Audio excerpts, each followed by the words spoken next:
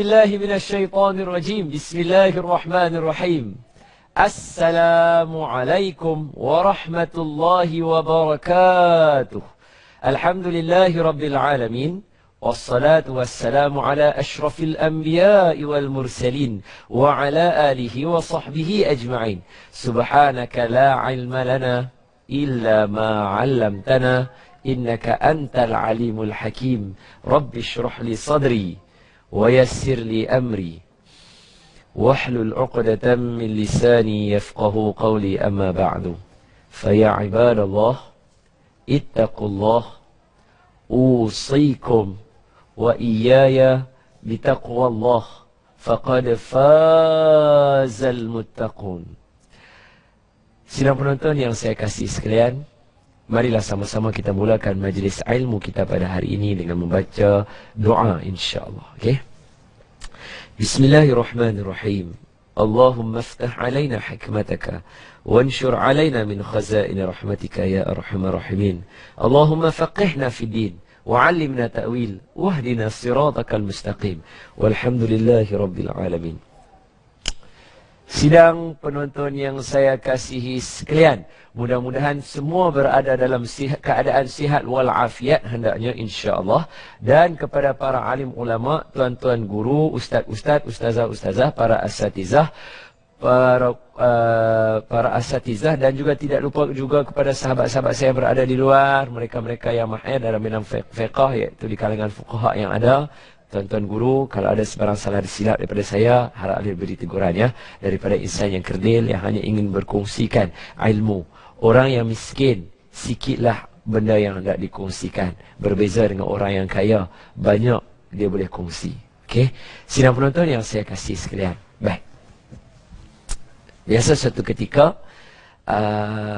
Nabi ada menegur, bukanlah dalam keadaan, bila kata Nabi menegur, makna kata Nabi memberi pesanan kepada seorang sahabat yang sahabat ini rosak sembahyangnya ataupun fahish, buruk sembahyang dia itu. Maka Nabi ada sebut dalam satu hadis Nabi kata apa? Hadis tu panjang. Hadis tu panjang, Nabi sebut dalam bab hari ini kita nak sebut, Nabi kata apa?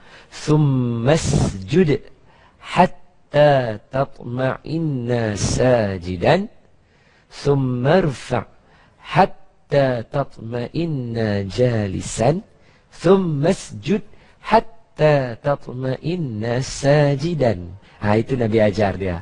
Semua tengok macam faham bahasa Arab pula lah. Tak apalah, saya translate lah. Nabi kata apa? Nabi kata, kemudian kamu sujud sehingga tenang dan cantik sujud kamu. Kemudian kamu duduk kamu bangun duduk sehingga sempurna duduk kamu. Kemudian kamu sujud kembali dengan sujud sehingga mana sempurna dan cantik sujud kamu itu. Itu cara Nabi ajar. Jadi bila saya cerita bab sujud dan duduk di antara dua sujud, maka hari ini sidang penonton yang saya kasih sekalian, selepas kita menyentuh berkaitan rukun sembahyang, yang pertama niat, yang kedua berdiri tegak, yang ketiga apa dia? Pandai. Yang ketiga ialah bertakbir, Allahu Akbar. Yang keempat membaca surah, pandai, surah Al-Fatihah. Nak, bukan surah yang lain. Surah Al-Fatihah, pandai. Yang kelima rukuk, yang keenam i'tidal, dan yang ketujuh adalah sujud. Jadi kita nak sentuh hari ini berkaitan dengan sujud. Boleh tak saya pergi kat papan putih? Saya nak explain kepada sidang penonton sambil saya nak menulis sikit sebelum kita nak ada gerak-gerak sikit. Boleh ya? Baik, sidang penonton yang saya kasih sekalian, insya-Allah bila kita sebut berkaitan dengan sujud, sujud adalah rukun sembahyang. Jadi bila kita kata rukun sembahyang, dia mesti betul. Kalau tak betul atau tak sah kita guna perkataan itu, maka sujud tadi tak diterima. Apabila sujud itu rosak, maka rosaklah sembahyangnya. Apabila rosak sembahyangnya, maka dia tidak sembahyang. Bila dia tidak sembahyang, dia bertemu dengan Allah nanti. Allah tanya, mana sembahyang kamu? Sembahyang dia tak ada. Sedangkan dia sembahyang tak? Bagi kita, kita tengok dia tu sembahyang. Dia sembahyang. Dia memang sembahyang. Tetapi bagi sisi Allah, dia tak sembahyang. Kenapa? Kerana sujud ataupun sebahagian daripada rukun sembahyang, salah satu dia hari ini sujud tidak sah.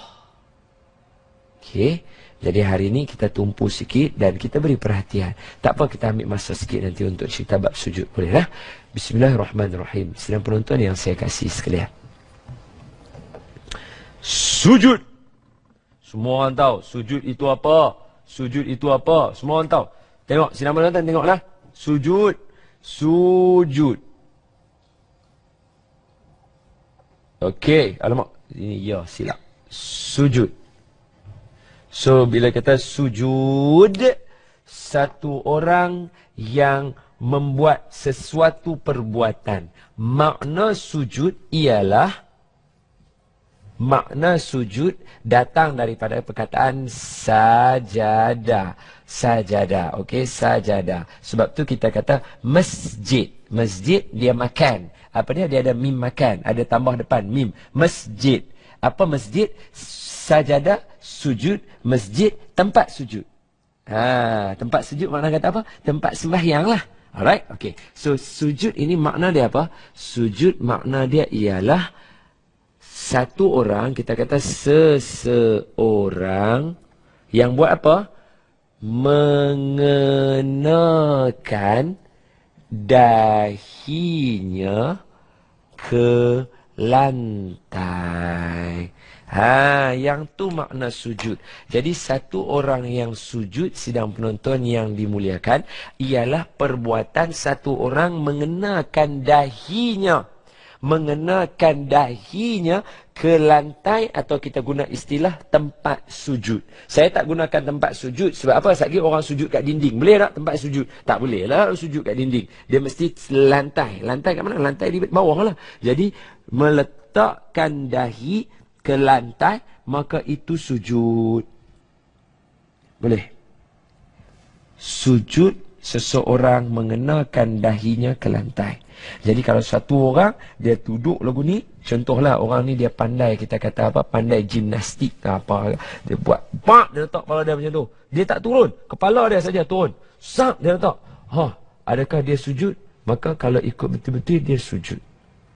Itu makna sujud, meletakkan dahi di lantai. Tapi sujud yang kita belajar hari ini, yang kita nak kongsi apa dia? Meletakkan dahi ke lantai dalam keadaan sedang sembahyang. Yang tu sujud kita. Yang kita nak belajar hari ini. Tak boleh tak buat sujud syukur? Boleh. Boleh tak buat sujud sajadah? Boleh. Tapi perbuatan itu dia ada di dalam sembahyang yang kita nak belajar hari ini. Sujud syukur tak? Sujud syukur bab lain. Itu kalau kita bergembira, kita yang tu kita bincang bab tu, okey? Cuma nak kata sujud tu apa dia? Sujud mengenakan dahi ke lantai. Boleh. Kalau begitu, sidang penonton yang saya kasih sekalian, jadi apa yang susah sangat sehingga menyebabkan orang ada yang tak sah sembahyang? Disebabkan sujud.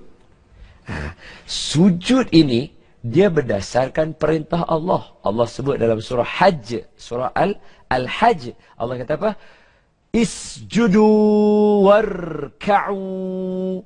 Maka sujudlah kamu dan rukuklah kamu.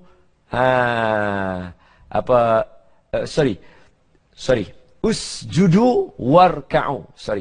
Usjudu warka'u. Sujudlah kamu dan rukuklah kamu. Allah yang suruh kita sujud.